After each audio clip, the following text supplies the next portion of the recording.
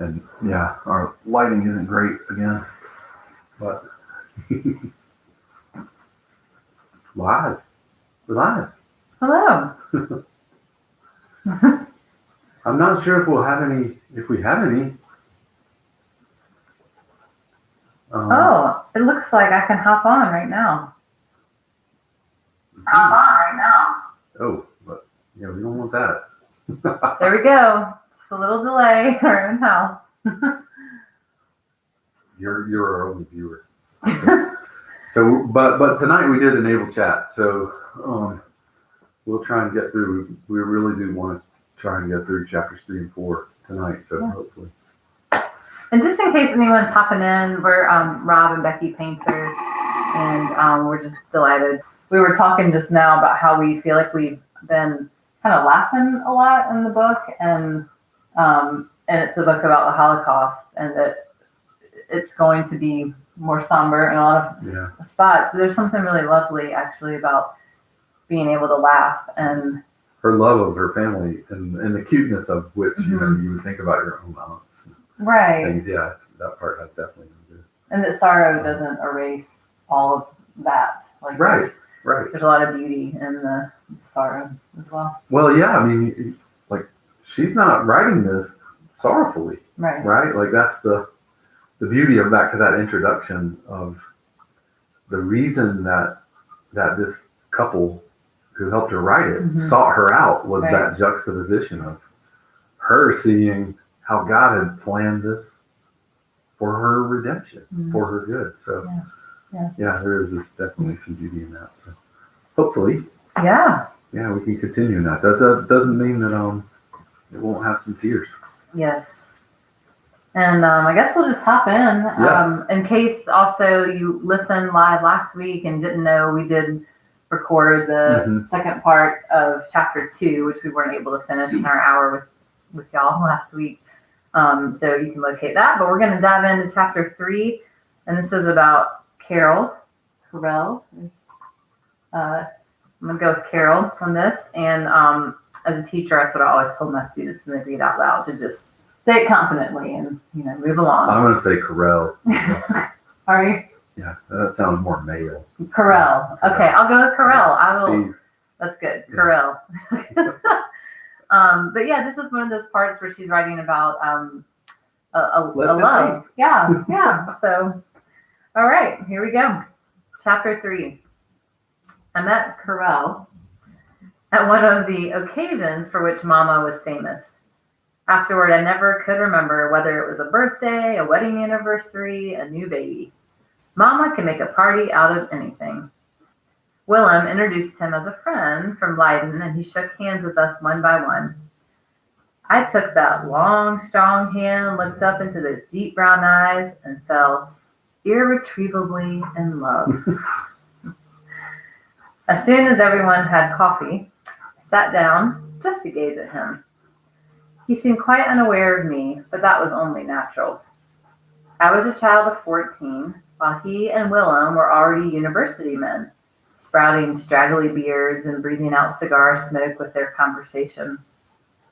It was enough, I felt, to be in the same room with Corel. As for being unnoticed, I was thoroughly used to that. Nolly was the one boys noticed, though like so many pretty girls, she seemed not to care. When a boy asked for a lock of her hair, the standard method in those days of declaring passion, she would pull a few strands from the ancient gray carpet in our bedroom, tie them with a sentimental blue ribbon, and make me the messenger. The carpet was quite threadbare by now, the school full of broken hearts. I, on the other hand, fell in love with each boy in my class in turn in a kind of hopeless, regular rhythm. But since I was not pretty, and far too bashful to express my feelings, a whole generation of boys was growing up unaware of the girl in seat 32. Corel, though, I thought as I watched him spooning sugar into his cup, was different. I was going to love Corel forever. It was 2 years before I saw Corel again. That was the winter, 1908, that Nolly and I made a trip to the university at Leiden to pay Willem a visit. Willem's sparsely furnished room was on the 4th floor of a private home. He gathered both Nolly and me into a bear hug and ran to the window. Here, he said, taking in from the sill a cream bun that he'd been keeping cold there. I bought this for you. You better eat it quick before my starving friends arrive.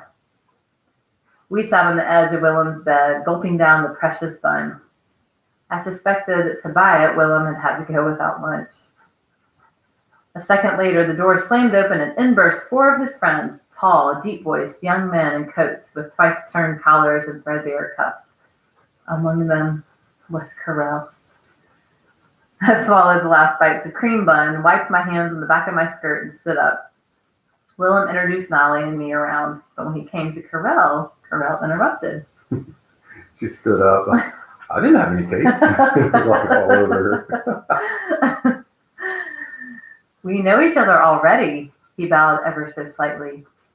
Do you remember? We met at a party at your home. I glanced from Corelle to Nolly, but no, he was looking straight at me. My heart poured out a rapturous reply, but my mouth was still filled with the sticky remains of bun, and it never reached my lips. So great. Soon the young men were seated at our feet on the floor, all talking eagerly and at once. Perched beside me on the bed, Nolly joined in as naturally as though visiting a university was an everyday event for us. For one thing, she looked the part. At 18, she was already in long skirts, while I was acutely conscious of the 6 inches of thick black schoolgirl stockings between the hem of my dress and the top of my shoes. Also, Nolly had things to talk about. The year before, she had started normal school. She didn't really want to be a teacher, but in those days, universities did not offer scholarships to girls, and normal schools were inexpensive. And so she chatted easily and knowledgeably about things of interest to students. This new theory of relativity by a man called Einstein, and whether Admiral Peary would ever really reach the North Pole. And you, Corrie, will you go on to be a teacher too? Sitting on the floor at my feet, Corelle was smiling at me. I felt a blush rise beneath my high collar. Next year, he persisted. This is your final year in secondary school, isn't it? Yes. No, I'll stay home with Mama and Tatiana. It came out so short and flat. Why did I say so little when I wanted to say so very much? Rapturous reply is what she wanted. Yes. Rapturous. Yes. That spring, I finished school and took over the work of the household. It had always been planned that I would do this, but now there was an added reason. Tante Beth had tuberculosis. The disease was regarded as incurable. The only known treatment was rest at a sanatorium, and that was only for the rich. And so, for many months, Tante Beth lay in her little closet of a room, coughing away her life. To keep down the risk of infection, only Tatiana went in or out. Around the clock, she nursed her older sister, many nights getting no sleep at all, and so the cooking and washing and cleaning for the family fell to me. I loved the work, and except for Tante Beth, would have been completely happy. But over everything lay her shadow, not only the illness, but her whole disgruntled and disappointed life.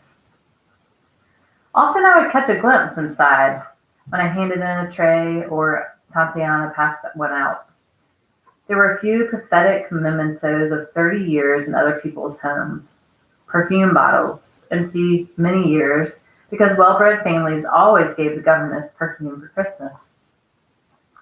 Some faded daguerreotypes of children. How do you say that? Daguerreotype. Oh, daguerreotypes.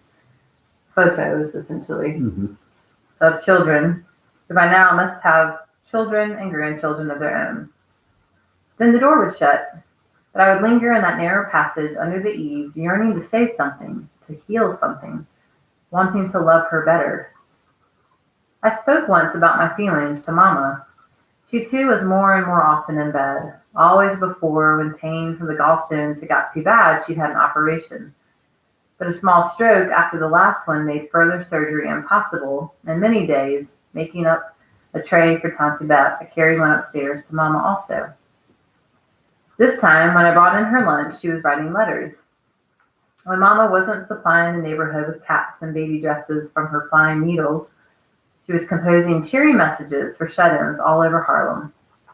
The fact that she herself had been shut in much of her life never seemed to occur to her. Here's a poor man, Corrie, she cried as I came in. He's been cooped up in a single room for 3 years.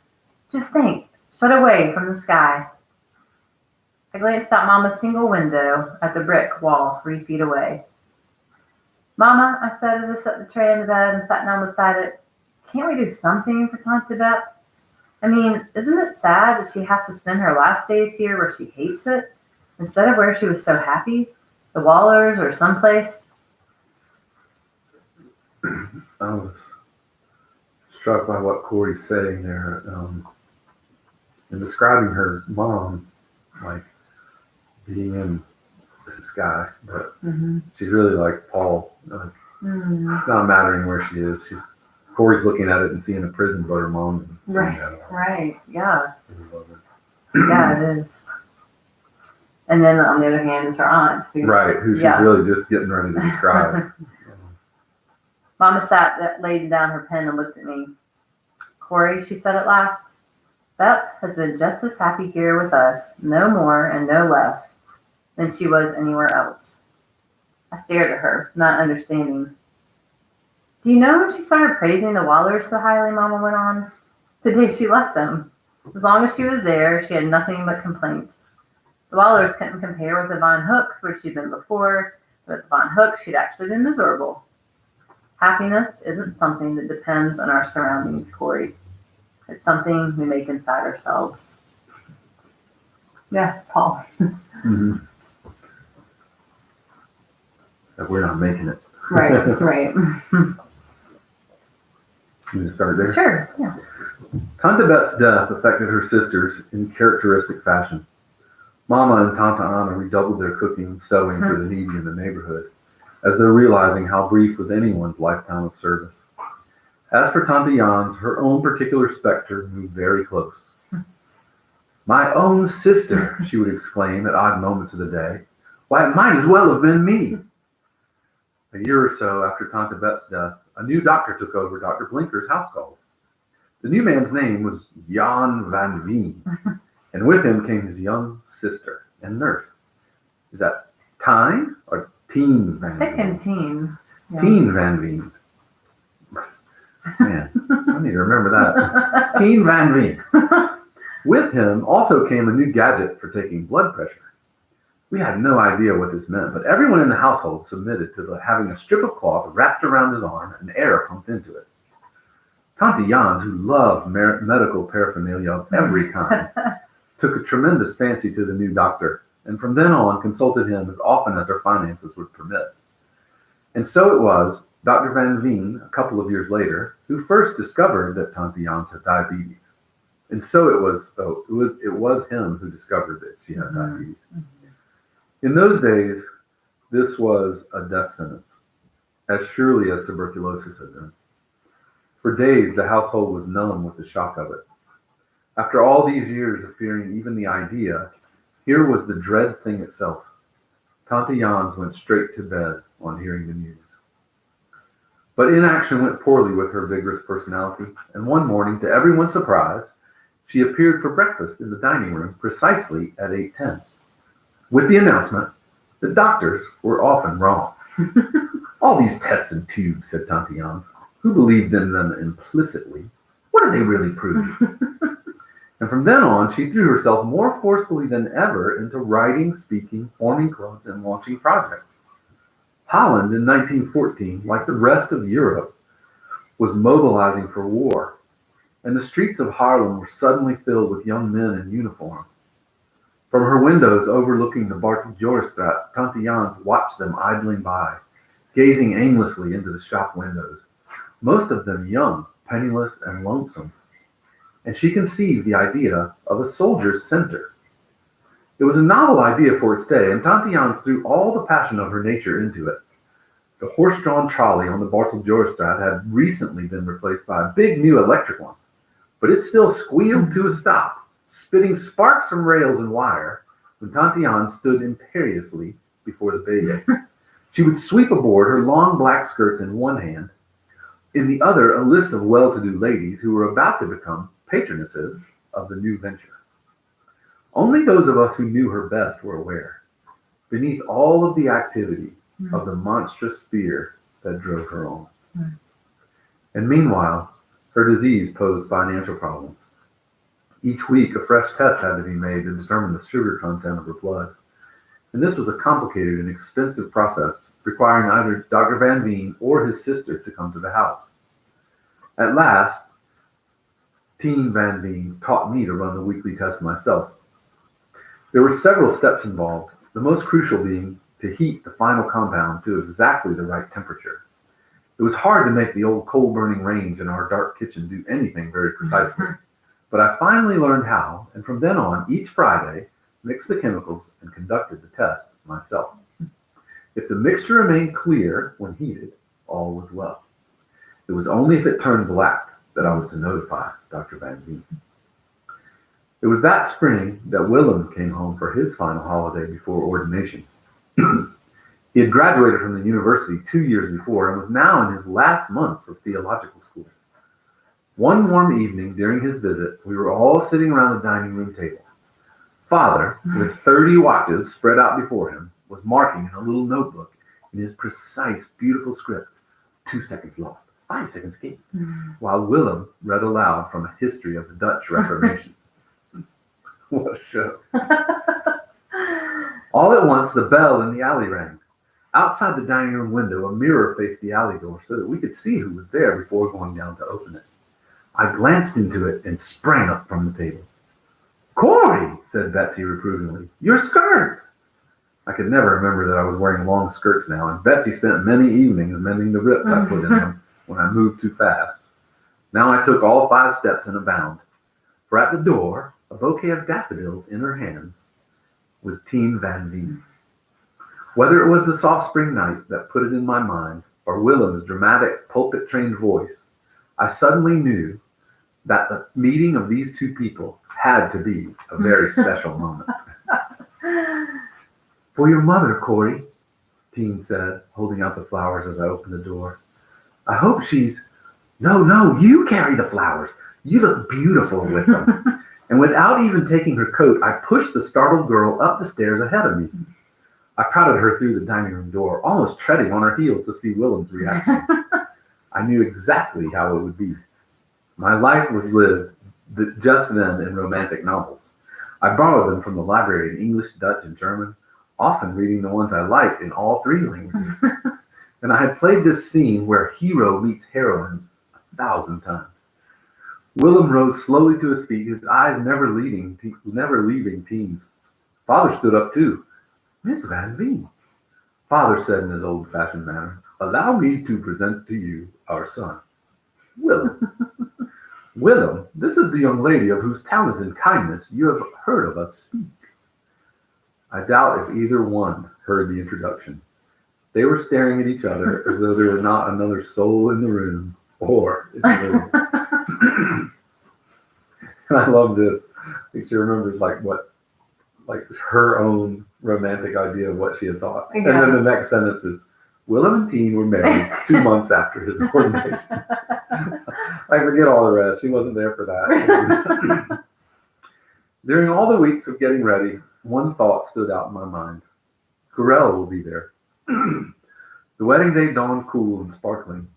My eyes picked Corelle immediately from the crowd in front of the church, dressed in top hat and tails, as were all the male guests, but incomparably the handsomest there. As for me, I felt that a transformation had taken place since he had seen me last.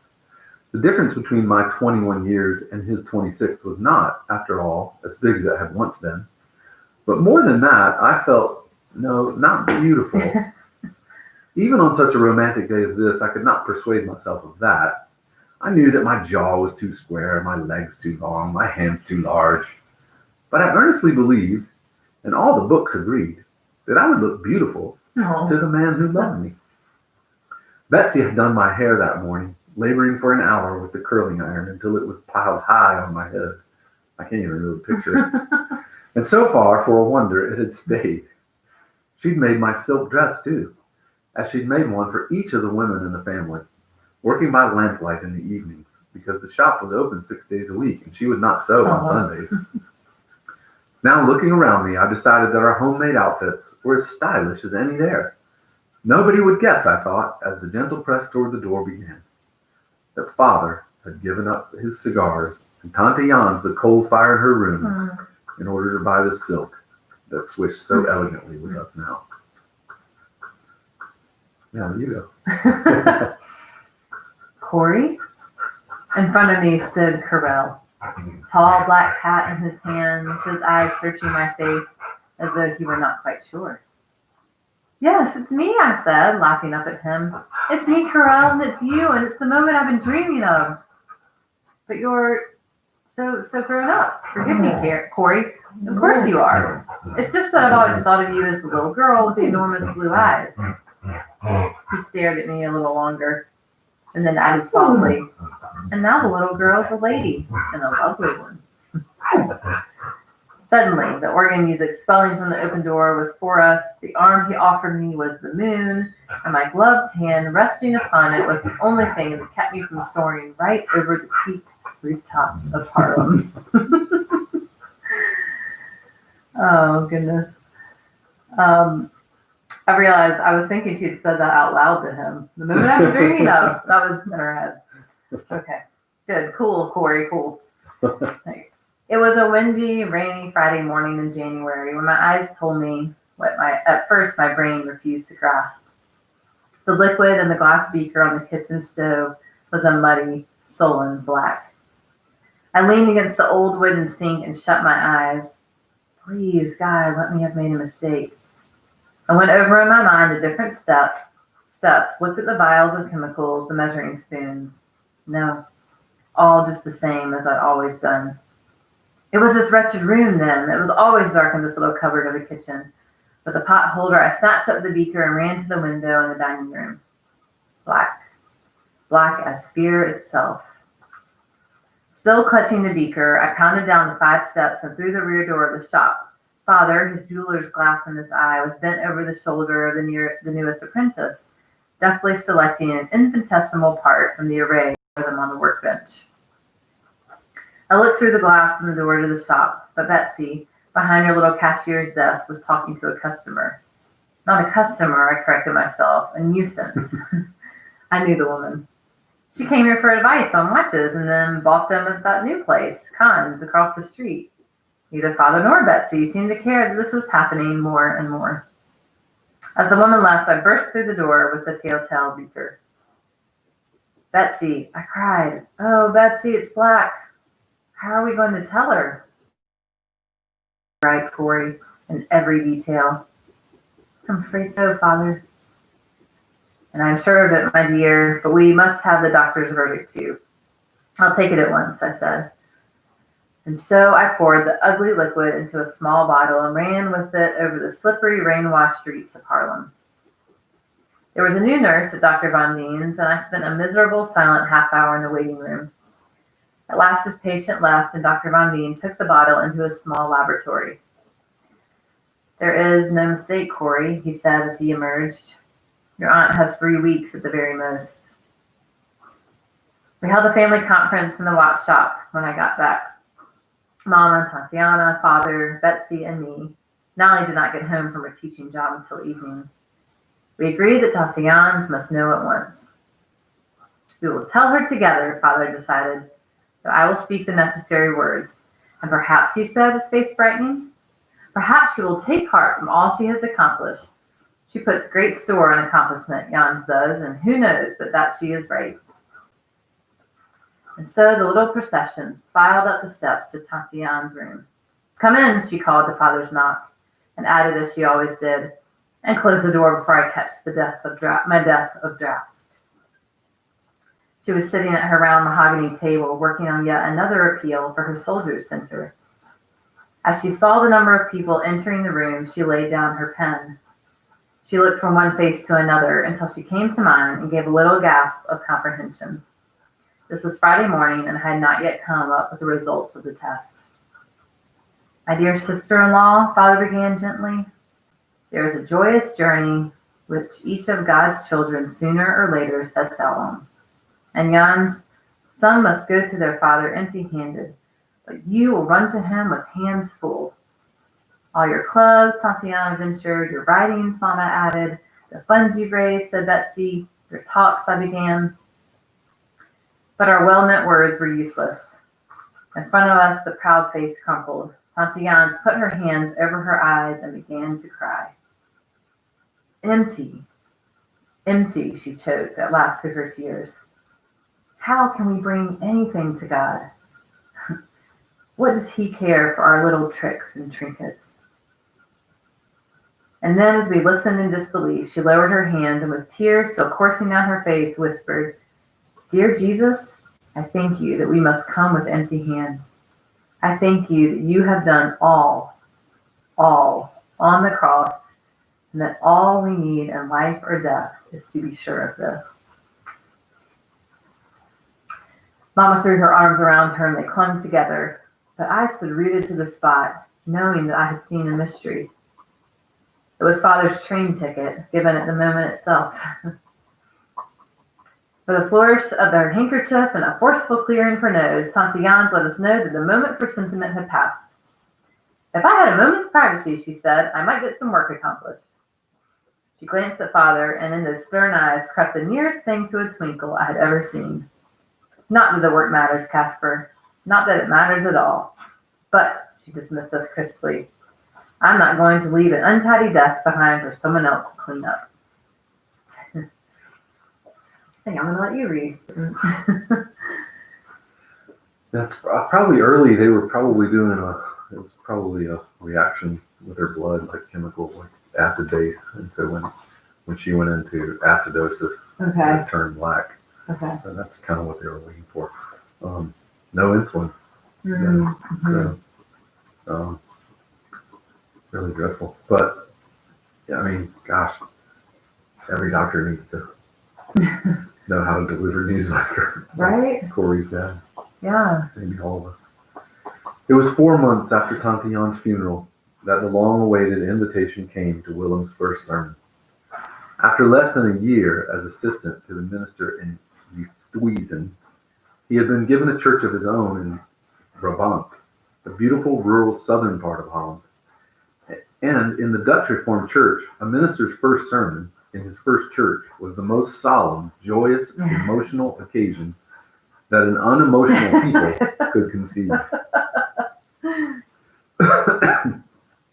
Family and friends would come from great distances and stay for days. What pressure. From his own assistant pastorate, Carell wrote that he would be there and looked forward to seeing us all again. I endowed that word all with special meaning, and pressed dresses and packed trunks in a delirium of anticipation. It was one of Mama's bad times. She huddled in the corner of our train compartment, the hand that gripped Father's whitening at the knuckles each time the train lurched or swayed. But while the rest of us gazed out the long rows of poplars in their bright June green, Mama's eyes never left the sky. What to us was a trip through the country, to her was a feast of clouds and light and infinite blue distances. Both the village of Maid and the congregation of Willem's church had declined in recent years, but the church building itself, dating back to better days, was large, and so was Willem and Teen's house across the street. Indeed, by Bay standards, it was enormous. For the first few nights, the ceiling seemed so far ahead that I could not sleep. Uncles and cousins and friends arrived each day, but no matter how many people moved in, the rooms always looked, to me, half empty. 3 days after we got there, I answered the front door knocker, and there stood Carell, coal dust from the train trip still speckling his shoulders. He tossed his brown carpetbag past me into the hall, seized my hand, and drew me out into the June sunshine. It's a lovely day in the country, Corrie, he cried. Come walking. Coal dust and all. From then on, it seemed taken for granted that Carell and I would go walking each day. Each time we wandered a little farther down the country lanes that wound in every direction away from the village, the dirt beneath our feet so different from the brick streets of Haarlem. It was hard to believe at such moments that the rest of Europe was locked in the bloodiest war in history. Even across the ocean, the madness seemed to be spreading. The papers said America would enter. Here in neutral Holland, one sunlit June day followed another. Only a few people, like Willem, insisted that the war was Holland's tragedy too. His first sermon was on this theme. Europe and the world were changing, he said. No matter which side won, a way of life was gone forever. I looked around at his congregation of sturdy villagers and farmers and saw that they did not care for such ideas. When was this? Last week? Yeah, right. No. After the sermon, friends and more distant families started home. But Corelle lingered on. Our walks lasted longer. Often we talked about Corelle's future, and suddenly we were speaking not about what Corelle was going to do, but about what we were going to do. We imagined that we had a huge old manse like this one to decorate, and rejoiced to discover that we had the same ideas about furniture, flowers, even the same favorite colors. Only about children did we disagree. Corelle wanted 4, while I held out stubbornly for 6. And all this while the word marriage was never spoken. One day when Corelle was in the village, Willem came out of the kitchen with 2 cups of coffee in his hands. Teen, with a cup of her own, was just behind him. Corrie, Willem said, handing me the coffee and speaking as though with effort. Has Corelle led you to believe that he is serious? Teen finished his sentence for him. The hateful blush that I could never control set my cheeks burning. I know why? Willem's face reddened too. Because, Corrie, this is something that can never be. You don't know Corelle's family. They've wanted one thing since he was a small child. They've sacrificed for it, planned for it, built their whole lives around it. Corelle is to marry well, is the way I think they put it. The big, barren parlor seemed suddenly emptier still. But what about what Corelle wants? He's not a small child now. Willem fixed his sober, deep-set eyes on mine. He will do it, Corrie. I don't say he wants it. To him, it's just a fact of life like any other. When we'd talk about girls we'd liked at the university, he'd always say at the end, of course, I could never marry her. It would kill my mother. The hot coffee scalded my mouth, but I gulped it down and made my escape to the garden. I hated that gloomy old house, and sometimes I almost hated Willem for always seeing the dark, hard side of things. Here in the garden, it was different. There wasn't a bush, hardly a flower that Corelle and I hadn't looked at together. That didn't have a bit of our feeling for each other still clinging to it. Willem might know more than I do about theology and war and politics, but when it came to romance, things like money, social prestige, family expectations, why in the books they vanished like rain clouds every time. Corelle left Maid about a week or so later, and his last words made my heart sore. Only months afterward did I remember how strangely he spoke them, the urgency, almost desperation in his voice. We were standing in the driveway of the manse, waiting for the horse and cart, which Maid still regarded as the only dependable conveyance when there was a train to be caught. We had said goodbye after breakfast, and if part of me was disappointed that he still had not proposed, another part of me was content just to be beside him. Now suddenly in the driveway he seized both my hands. Corrie, write to me, he said, but not gaily, pleadingly. Write me about the Bayeux. I want to know everything. I want every detail of that ugly, beautiful, crumbling old house. Write about your father, Corrie. Write about how he forgets to send the bills. Oh, Corrie, it's the happiest home in Holland. I hear the longing of what she's seeing. She was equally sad for him. And so it was, indeed, when Father, Mama, Betsy, Nolly, Tante Anna, and I returned. It has always been a happy place, but now each little event seemed to glow because I could share it with Corelle. Every meal I cooked was an offering to him. Each shining pot a poem. Every sweep of the broom an act of love. His letters did not come as often as mine went singing to him, but I put this down to his work. The minister he was assisting, he wrote, had turned the parish calling over to him. It was a wealthy congregation, and large contributors expected frequent and unhurried visits from the clergy. As time went by, his letters came more seldom. I made up for it with mine and went humming my way through the summer and fall. One glorious, nippy November day, when all of Holland was singing with me, the doorbell rang. I was washing the lunch dishes in the kitchen, but I ran through the dining room and down the steps before the rest of the family could stir. I flung open the alley door, and there was Corelle. Beside him was a young woman. She stood smiling at me. I took in the hat with its sweeping feather, the ermine collar, the white-gloved hand resting on his arm. Then a blur seemed to move over the scene, for Corelle was saying, "Corrie, I want you to meet my fiancée." I must have said something. I must have led them up to Tante Jan's front room that we use now as a parlor. I only recall how my family came to the rescue, talking, shaking hands, taking coats, finding chairs, so that I would not have to do or say anything. Mama broke even her own record for making coffee. Tante Jana passed cakes. Betsy engaged the young woman in a discussion of winter fashions, and Father pinned Corelle in a corner with questions of the most international and impersonal nature. What did he make of the news that President Wilson was sending American troops to France? Somehow the half hour passed. Somehow I managed to shake her hand, then Corelle's hand, and to wish them every happiness. Betsy took them down to the door. Before it clicked shut, I was fleeing up the stairs to my own room at the top of the house where the tears could come. How long I lay on my bed sobbing for the one love of my life, I do not know. Later, I heard Father's footsteps coming up the stairs. For a moment, I was a little girl again, waiting for him to tuck the blankets tight.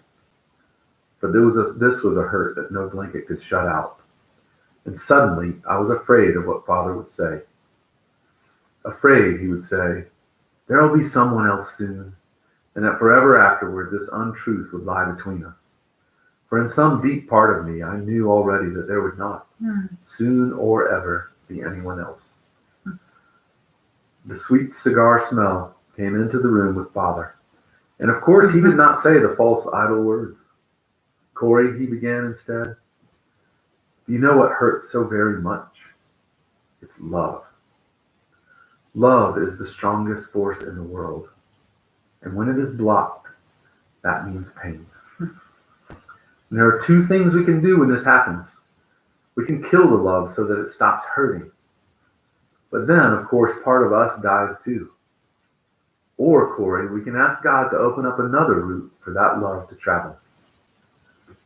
God loves Corelle even more than you do. And if you ask him, he will give you his love for this man, a love nothing can prevent, nothing destroy. Whenever we cannot love in the old human way, Corrie, God can give us the perfect way." I did not know, as I listened to Father's footsteps winding back down the stairs, that he had given me more than the key to this hard moment. I did not know that he had put into my hands the secret that would open far darker rooms than this, places where there was not, on a human level, anything to love at all. I was still in kindergarten in these matters of love. My task just then was to give up my feeling for Corelle without giving up the joy and wonder that had grown with it. And so wise. Yeah. And so that very hour, lying there on my bed, I whispered the enormous prayer. "Lord, I give you the way I feel about Corelle. My thoughts about our future, oh, you know, everything. Give me your way of seeing Corelle instead. Help me to love him that way, that much." Yeah, I'm anxious to hear more about Corelle and that. And even as I said the words, I fell asleep. Some kind of peace. Yeah. It's so good. Like you said, it's so wise. And as you mentioned earlier, I'd venture to say, had she written this a week after this happened, this would not have been the story. She would have, maybe she had some understanding. I hope she did, but she's not taking away from feeling heartbreak, and but she is pointing us to hope. And, way a 70-year-old woman probably can do. Right. Who would lovingly call herself a spinster. Right. Pictures in the book of Corrie and her cats. Yeah, I saw that in your copy. Wait, I had cats. Mm-hmm. Yeah. Yeah, you didn't cut me any of your hair either. We should start that again, ladies. Well, I guess the gentleman would have to start that, actually asking. Okay, the watch. Yeah, that's right. Guys would have to ask. We will be aware of the time, but we'll try and keep moving. Yeah, we'll keep moving. Yeah, we'll see. Yeah. All right. Go faster. Go. No. I know. I'll put it on 2x. Okay. I was standing on a chair, watching the big window in the dining room, waving now and then to passersby in the alley.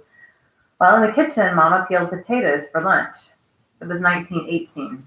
The dreadful war was finally over. Even in the way people walked, you could sense a new hope in the air.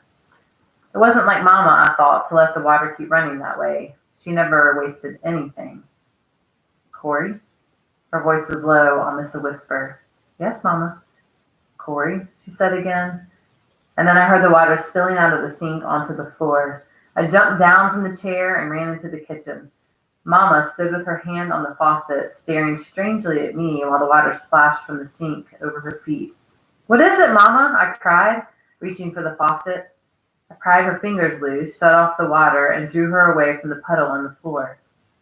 Corrie, she said again. Mama, you're ill. We've got to get you to bed. Corrie. I put an arm beneath her shoulder and guided her through the dining room and up the stairs. At my cry, Tatiana came running down them and caught Mama's other arm. Together we got her onto her bed, and then I raced down to the shop for Father and Betsy. For an hour, the four of us watched the effect of the cerebral hemorrhage spread slowly over her body. The paralysis seemed to affect her hands first, traveling from them along her arms and then down into her legs. Dr. Von Veen, for whom the apprentice had gone running, could do no more than we. Mama's consciousness was the last thing to go, her eyes remaining open and alert, looking lovingly at each one of us until very slowly they closed, and we were sure she was gone forever.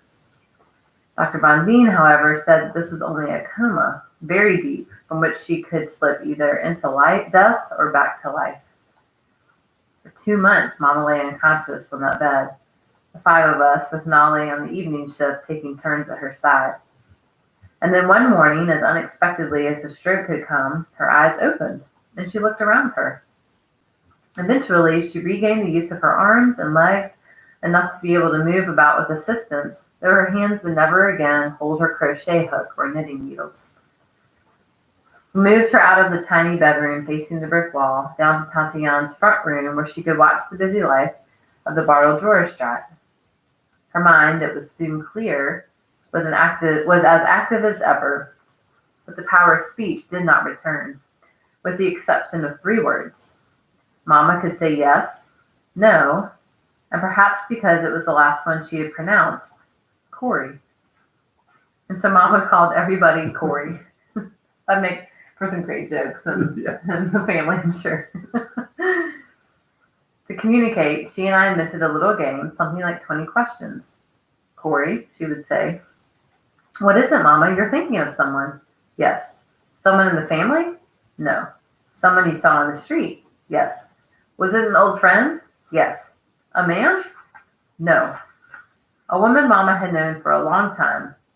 Mama, I'll bet it's someone's birthday. And I would call out names until I heard her delighted yes. Then I would write a little note saying that Mama had seen the person and wished her a happy birthday. At the close, I always put the pen in her stiffened fingers so she could sign it. An angular scrawl was all that was left of her beautiful curling signature, but it was soon recognized and loved all over Harlem. It was astonishing, really, the quality of life she was able to lead in that crippled body. And watching her during the 3 years of her paralysis, I made another discovery about love. Mama's love had always been the kind that acted itself out with soup pot and sewing basket. But now that these things were taken away, the love seemed as whole as before. She sat in her chair at the window and loved us. She loved the people she saw in the street and beyond. Her love took her in the city, the land of Holland, the world. And so I learned that love is larger than the walls which shut it in. More and more often, Nolly's conversation at the dinner table had been about a young fellow teacher at the school where she taught, Flip Von Worden. By the time Mr. Von Worden paid the formal call on Father had rehearsed and polished his little speech of blessing a dozen times. The night before the wedding, as Betsy and I lifted her into bed, Mama suddenly burst into tears. With 20 questions, we discovered that no, she was not unhappy about the marriage. Yes, she liked Flip very much. It was that the solemn mother-daughter talk promised over the years for this night, the entire sex education, which our taciturn society provided, was now not possible. In the end that night, it was Tatiana who mounted the stairs into Nolly's room, eyes wide and cheeks aflame. Years before, Nolly had moved from our room at the top of the stairs down to Tante Bep's little nook, and there she and Tatiana were closeted for the prescribed half hour. There could have been no one in all Holland less informed about marriage than Tatiana, but this was ritual. The older woman counseling the younger one down through the centuries. One could no more have gotten married without it than one could have dispensed with the ring. Nolly was radiant the following day in her long white dress, but it was Mama I could not take my eyes off. Dressed in black as always, she was nevertheless suddenly young and girlish, eyes sparkling with joy at this greatest occasion that the Ten Booms had ever held.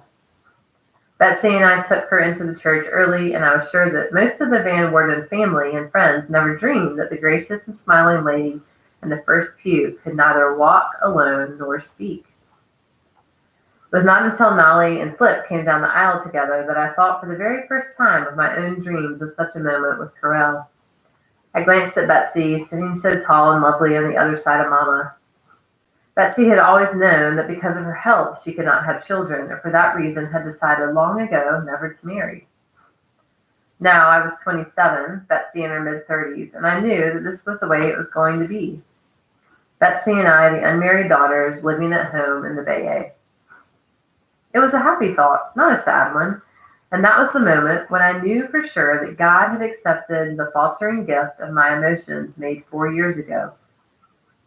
For with the thought of Corelle, all shining round with love as thoughts of him had been since I was 14, came not the slightest trace of hurt. Bless Corelle, Lord Jesus, I murmured under my breath, and bless her. Keep them close to one another and to you. And that was a prayer I knew for sure that could not have sprung unaided from Corrie Ten Boom. But the great miracle of the day came later. To close the service, we had chosen Mama's favorite hymn, Fairest Lord Jesus. And now as I stood singing it, I heard behind me in the pew Mama's voice singing too. Word after word, verse after verse, she joined in. Mama, who could not speak 4 words, singing the beautiful lines without a stammer. Her voice, which had been so high and clear, was hoarse and cracked, but to me it was the voice of an angel.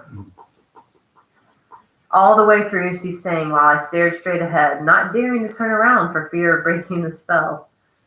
But at last everyone sat down. Mama's eyes, Betsy's, and mine were brimming with tears. At first, we hoped it was the beginning of Mama's recovery. But the words she had sung she was not able to say, nor did she ever sing again. It had been an isolated moment, a gift to us from God, his own very special wedding present. 4 weeks later, asleep with a smile on her lips, Mama slipped away from us forever. So good. It is. It's so good.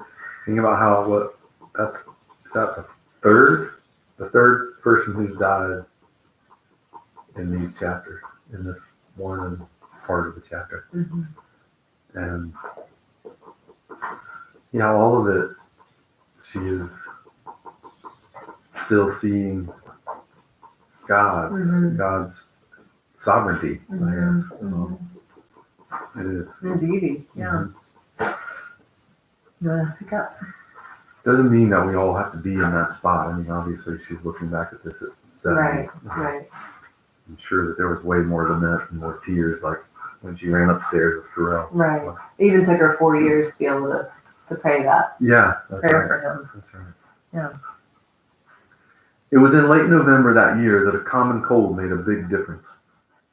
Betsy began to sniff and sneeze, and Father decided that she must not sit behind the cashier's table where the shop door let in the raw winter air. But Christmas was coming, the shop's busiest time. With Betsy bundled up in bed, I took to running down to the shop as often as I could to wait on customers and wrap packages, and save Father clambering up and down from his tall workbench a dozen times an hour. Tatiana insisted she could cook and look after Betsy, and so I settled in behind Betsy's table. Writing down sales and repair charges, recording cash spent for parts and supplies, and leafing through past records in growing disbelief. But there was no system here, anywhere. No way to tell whether a bill had been paid or not, whether the price we were asking was high or low. No way, in fact, to tell if we were making any money or losing it. Just love her figuring that out. What? Who's been running this place?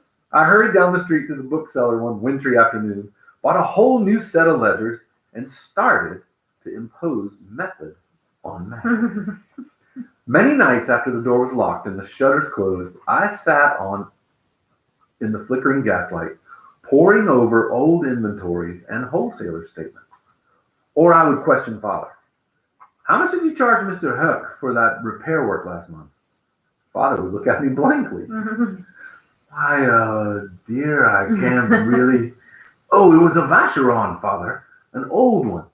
You had to send all the way to Switzerland for the parts, and here's their bill, and his face lit up. Of course I remember. A beautiful watch, Corey. A joy to work on. Very old, only he'd let dust get into it. A fine watch must be kept clean, my dear. But how much did you charge, Father? I developed a system of billing, and increasingly my columns of figures began to correspond to actual transactions. And increasingly, I discovered that I loved it. I had always felt happy in this little shop with its tiny voices and shelves and of small shining faces. But now I discovered that I liked the business side of it too. Liked catalogs and stock listings, liked the whole busy, energetic world of trade. Every now and then, when I remembered that Betsy's cold had settled in her chest and threatened as hers always did to turn into pneumonia, I would reproach myself for being anything but distressed at the present arrangement. And at night, when I would hear the hard, racking cough from her bedroom below, I would pray with all my heart for her to be better at once. And then, one evening, 2 days before Christmas, when I had closed up shop for the night and was locking the hallway door, Betsy came bursting in from the alley with her arms full of flowers. Her eyes, when she saw me there, were like a guilty child's. For Christmas, Corey, she pleaded. We have to have flowers for Christmas. Betsy Ten Boom, I exploded. How long has this been going on? No wonder you're not getting any better. I've stayed in bed most of the time, honestly, she stopped, while a great cough shook her. I've only got up for really important things. I put her to bed and prowled the room with new opened eyes, looking for Betsy's important things. How little I had really noticed about the house. Betsy had wrought changes everywhere. I marched back up to her room and confronted her with the evidence. Was it important, Betsy, to rearrange all the dishes in the corner cupboard? She looked at me, and her face went red. Yes, it was, she said defiantly. You just put them in any old way. And the door to Tante Jan's rooms, someone's been using paint remover on it, and sandpaper too, and that's hard work.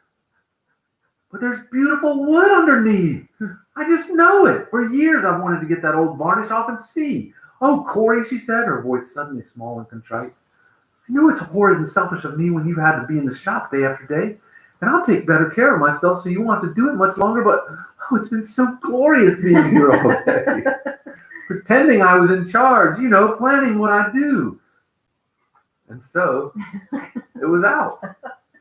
We had divided the work backwards. It was astonishing, once we'd made the swap, how well everything went. The house had been cleaned under my care. Under Betsy's care, it glowed. She saw beauty in wood, in pattern and color, and helped us see it too.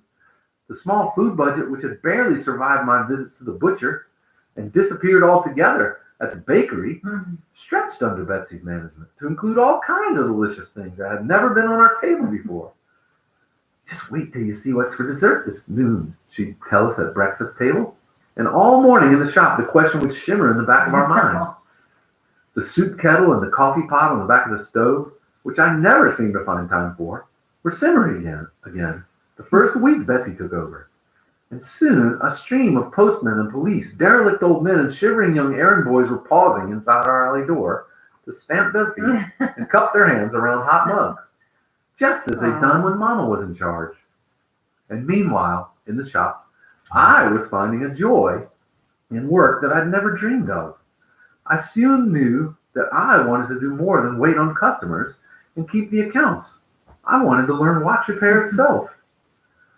Father eagerly took on the job of teaching me, and I eventually learned the moving and stationary parts, the chemistry of oils and solutions, tool and grind wheel, and magnifying techniques. But Father's patience, his almost mystic rapport with the harmonies of watchworks, these were not things that could be taught. Wristwatches had become fashionable, and I enrolled in a school that specialized in this kind of work. 3 years after Mama's death, I became the first licensed woman watchmaker in Holland. That's incredible. It is so incredible. And so was established the pattern our lives were to follow for over 20 years. When Father had put the Bible back on his shelf after breakfast, he and I would go down the stairs to the shop, while Betsy stirred the soup pot and plotted magic with 3 potatoes and a pound of mutton. With my eyes on income and outlay, the shop was doing better, and soon we were able to hire a sales lady to preside over the front room, while Father and I worked in back. There was a constant procession through this little back room. Sometimes it was a customer. Most often it was simply a visitor, from a laborer with a wooden clompet on his feet to a fleet owner, all bringing their problems to Father. Quite unabashedly, in the sight of customers in the front room and the employees working with us, he would bow his head and pray for the answer. He prayed over the work too. There weren't many repair problems he hadn't encountered, but occasionally one would come along that baffled even him. And then I would hear him say, "Lord, you turn the wheels of galaxies. You know what makes the planet spin, and you know what makes this watch run." The specifics of the prayer were always different, for Father, who loved science, was an avid reader of a dozen university journals. Through the years, he took his stopwatches to the one who set the atoms dancing, or who keeps the great currents circling through the sea. The answers to these prayers seemed often to come in the middle of the night. Many mornings I would climb onto my stool and find the watch that we had left huddled in 100 despairing pieces, fitting together and ticking merrily. One thing in the shop I never learned to do as well as Betsy, and that was to care about each person who stepped through the door. Often when a customer entered, I would slip out the rear door and up to Betsy in the kitchen. "Betsy, who is the one with the Alpina labeled lapel watch on a blue velvet band, stout, around 50? "That's Miss Van den Kugel. Her brother came back from Indonesia with malaria, and she's been nursing him." No. "Corrie," as I sped back down the stairs, "ask her how Miss Rinker's baby is." And Miss Van den Kugel, leaving the shop a few months later, would comment mistakenly to her husband, "That Corrie Ten Boom is just like her sister." I like the perfect team. Yeah, that's awesome. We're getting close. Even before Tatiana's death in the late 1920s, the empty beds in the Bayeux were beginning to fill up with a succession of foster children who for over 10 years kept the old walls ringing with laughter, and Betsy busy letting down hems and pant cuffs. And meanwhile, Willem and Nolly were having families. Willem and Teen, 4 children. Nolly and Flip, 6. Willem had long since left the parish ministry, where his habit of speaking the hard truth had made a succession of congregations unhappy, and is starting his nursing home in Hilversum, 30 miles from Haarlem. Nolly's family we saw more often, as their school, of which Flip was now principal, was right in Haarlem. It was a rare day that one or another of their 6 was not at the Bayeux to visit Opa at his workbench, or peer into Tante Betsy's mixing bowl, or race up and down the winding steps with the foster children. Indeed, it was at the Bayet that we first discovered young Peter's musical gift. It happened around our radio. We had first heard this modern wonder at a friend's house. A whole orchestra we kept repeating to each other. Somehow it seemed especially difficult to produce inside a box. We began to put pennies aside toward a radio of our own. Long before the sun was raised, Father came down with hepatitis that almost cost his life. Long before the sun was raised, maybe the sun? Is that the sun? Yeah. Yeah, mine says sun. Long before the sun was raised, Father came down with a hepatitis that almost cost his life. During the long stay in the hospital, his beard turned snow white. The day he returned home, a week after his 70th birthday, a little committee paid us a visit. They represented shopkeepers, street sweepers, a factory owner, a canal bargeman, all the people who had realized during Father's illness what he meant to them. They had pooled their resources and bought him a radio. It was a large table model with an ornate shell-shaped speaker, and it brought us many years of joy. Every Sunday, Betsy would scour the papers, British, French, and German, as well as our own. Since the radio brought in stations from all over Europe, she would plan the week's programs of concerts and recitals. It was one Sunday afternoon when Dolly and her family were visiting that Peter suddenly spoke up in the middle of a Brahms concerto. "It's funny, they put a bad piano on the radio." "Shh," said Dolly. "But what do you mean, Peter?" asked Father. "One of the notes is wrong." The rest of us exchanged glances. What could an 8-year-old know? But Father led the boy to Tantillon's old upright. "Which note, Peter?" Peter struck the keys up the scale till he reached B above middle C. "This one." And then everyone in the room heard it too. The B on the concert grand was flat. I spent the rest of the afternoon sitting beside Peter on the piano bench, giving him simple musical quizzes, uncovering a phenomenal musical memory and perfect pitch. Peter became my music student until, in about 6 months, he had learned everything I knew and went on to more expert teachers. It's hard. We only have 4 pages in my book. So I feel like we're at 9:02. You want to just finish? I think we can. I mean, if you're, feel free to stay on or hop off. But right. Yeah. We'll leave it all as one. Yeah. We'll have to come back. You to pick up or you can... Yeah, go ahead. The radio brought another change to our lives, one that Father at first resisted. Every hour over the BBC, we could hear the striking hours of Big Ben. And with his stopwatch in his hand corrected to the astronomical clock in the shop, Father conceded that the first stroke of the English clock time after time coincided with the hour. Father remained, however, mistrustful of this English time. He knew several Englishmen, and they were invariably late. I do have some English background. Yeah. Wait, Myers not English. Francis, that's English. As soon as he was strong enough to travel by train again, he resumed his weekly trips to Amsterdam to get naval observatory time. But as the months passed and Big Ben and the observatory continued in perfect agreement, he went less regularly and finally not at all. The astronomical clock in any case was so jarred and jiggled by the constant rattle of automobile traffic in the narrow street outside that it was no longer the precision instrument it had been. The ultimate ignominy came the day Father set the astronomical clock by the radio. In spite of this and other changes, life for the 3 of us, Father, Betsy, and me, stayed essentially the same. Our foster children grew up and went away to jobs or to marry, but they were often in the house for visits. The 100th anniversary came and went. The following day, Father and I were back at our workbenches as always. We've circled back to the start of the book. Even the people we passed on our daily walks were perfectly predictable. Though it was years now since his illness, Father still walked unsteadily, and I still went with him on his daily stroll through the downtown streets. We took our walk always at the same time, after the midday dinner and before the shop reopened at 2, and always over the same route. And since other Harlemers were just as regular in their habits, we knew exactly whom we would meet. Many of those we nodded to were old friends or customers. Others we knew from only this daily encounter. The woman sweeping her steps at Koningsstraat, the man who read the world shipping news at the trolley stop on the Grote Markt, and our favorite, the man we called the Bulldog. This was not only because we never saw him without two large bulldogs on the end of a leash, but because, with his wrinkled, jowly face and short bow legs, he looked exactly like one of his own pets. His obvious affection for the animals was what touched us. As they went along, he constantly muttered and fussed at them.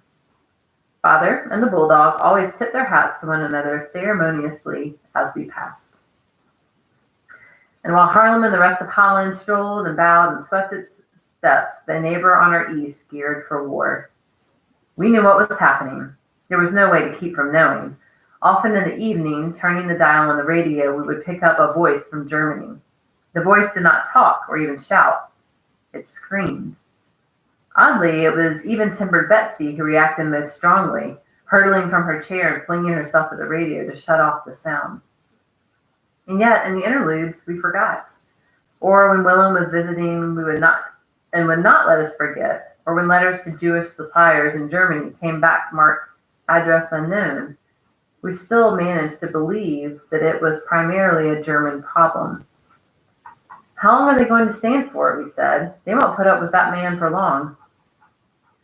Only once did the changes taking place in Germany reach inside the little shop on the Barteldorfstraat, and that was in the person of a young German watchmaker. Germans frequently came to work under Father for a while, for his reputation reached even beyond Holland. So when this tall, good-looking young man appeared with apprentice papers from a good firm in Berlin, Father hired him without hesitation. Otto told us proudly that he belonged to the Hitler Youth. Indeed, it was a puzzle to us why he had come to Holland, for he found nothing but fault with Dutch people and products. The world will see what Germans can do, he said often. His first morning at work, he came upstairs for coffee and Bible reading with the other employees. After that, he sat alone down in the shop. When we asked him why, he said that though he had not understood the Dutch words, he had seen that Father was reading from the Old Testament, which, he informed us, was the Jews' book of lies. I was shocked, but Father was only sorrowful. He has been taught wrong, he told me. By watching us, seeing that we love this book and are truthful people, he will realize his error. It was several weeks later that Betsy opened the door from the hallway and beckoned to Father and me. Upstairs in Taftayon's tall mahogany chair sat the lady who ran the rooming house where Otto lived. Changing the bed sheets that morning, she said, she had found something under his pillow, and she drew from her market satchel a knife with a curving 10-inch blade. Again, Father put the best interpretation on it. The boy's probably only frightened, alone in a strange country. He probably brought it to protect himself. It was true enough that Otto was alone. He spoke no Dutch, nor made any effort to learn, and besides Father, Betsy, and me, few people in this working-class part of the city spoke German. We repeated our invitation to join us upstairs in the evenings, but whether he did not care for our choice of radio programs, or because the evening ended as the morning began with prayer and Bible reading, he seldom did. In the end, Father did fire Otto, the first employee he had ever discharged in more than 60 years in business. And it was not the knife or the anti-Semitism that finally brought it about, but Otto's treatment of the old clockmender, Christoffels. From the very first, I had been baffled by this brusqueness with the old man. It wasn't anything he did, not in our presence anyway, but what he didn't do. No standing back to let the older man go first, no helping on with a coat, no picking up a dropped tool. It was hard to pin down. One Sunday when Father, Betsy, and I were having dinner at Hilversum, I commented on what I had concluded was simple thoughtlessness. Willem shook his head. It's very deliberate, he said. It's because Christoffels is old. The old have no value to the state. They're also harder to train in the new ways of thinking. Germany is systematically teaching disrespect for old age. We stared at him, trying to grasp such a common concept. Surely you are mistaken, Willem, Father said. Otto is extremely courteous to me, unusually so, and I'm a good deal older than Christoffels. You're different. You're the boss. That's another part of the system, respect for authority. It is the old and the weak who are to be eliminated. We rode the train home in stunned silence, and we started watching Otto more closely. But how could we know? How in the Holland of 1939 could we have guessed that it was not in the shop where we could observe him, but in the streets and alleys outside, that Otto was subjecting Christoffels to a very real small persecution. Accidental collisions and trippings, a shove, a heel ground into a toe were making the old cockman's journey to and from work times of terror. The erect and shabby little man was too proud to report any of this to us. It was not until the icy February morning that Christoffel stumbled into the dining room with a bleeding cheek and a torn coat that the truth came out. Even then, Christoffel said nothing. But running down to the street to pick up his hat, I encountered Otto surrounded by an indignant little cluster of people who had seen what happened. Rounding the corner into the alley, the young man had deliberately forced the older one into the side of a building and ground his face against the rough bricks. Father tried to reason with Otto as he let him go, to show him why such behavior was wrong. Otto did not answer.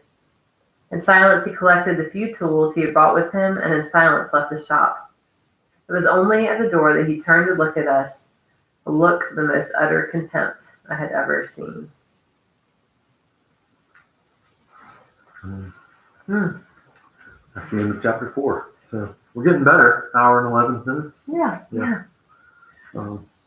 We'll pick up with 5 and 6 next week. That's what we'll do. Thank you.